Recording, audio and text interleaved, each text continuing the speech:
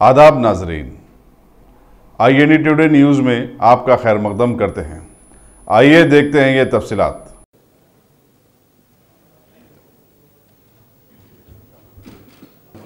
जैसे कानून साज असम्बली का रुकन मुंतखब किया गया है, अल्लाह के नाम से हलफ लेता हूँ कि मैं कानून की रूई से जैसे दस्तूर हिंद का वफादार और फरमादार रहूँगा, हिंदुस्तान के इक़्तिदार आला और सलामत का बरकरार रखूँगा और फ़र्ज़ मनसबी की जो मुझे तफ़वीज़ की जाने वाली है पूरी दयानतदारी से अंजाम दूँगा।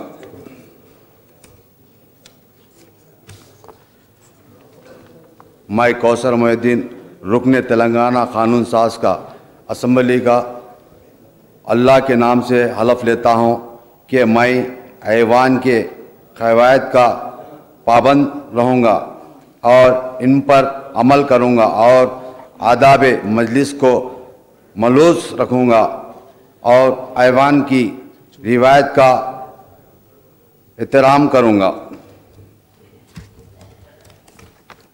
श्री कोमटिरेड्डी राजगोपाल रेड्डी।